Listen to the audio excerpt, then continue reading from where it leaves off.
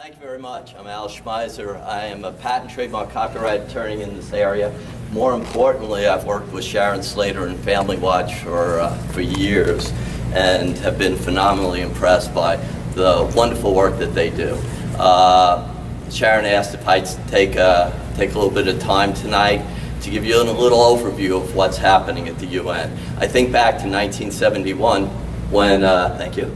I think back to 1971 when Roe v. Wade came out and the Supreme Court, found abortion to be legal. That was obviously a very bad decision, but at least it was one that went through the normal chain. It went up through the courts. It was visible. Okay. Right now, what we're dealing with is things that happen at the UN that are much more insidious.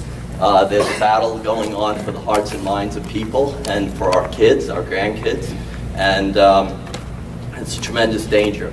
I said I'm an attorney, and I always looked at law as a shield that was meant to protect people. So, if we go to the next slide.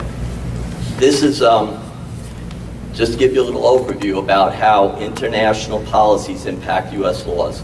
Okay, you always grow up thinking that a law has to be voted on. You have your congressmen, you have your senators, and it goes through a process. It's visual, you see it, you kind of know what's going, you have a chance to object.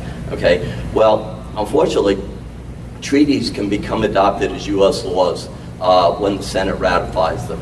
So you can have a treaty that may be totally opposed to some U.S. laws, and if that treaty is ratified, is chosen by the President, is supported, ratified by the Senate, it can become laws. What happens then is our courts cite these international documents, things like that, and then turn that into court rulings. And then states tend to adopt them. And this kind of comes from the U.S. Constitution, if we go to the next slide. U.S. Constitution, Article 6, Paragraph 2, all treaties made or which shall be made under the authority of the United States shall be the supreme law of the land, and the judges in every state shall be bound thereby. And anything in the Constitution or any state or laws of the state to the contrary notwithstanding. So if we go to the next slide. So how this happens is you have international policy, you have things happening at the UN, and you have people who have certain beliefs, okay, generally contrary to probably what all of us believe, and these international policies are put forth in UN resolutions and things like that.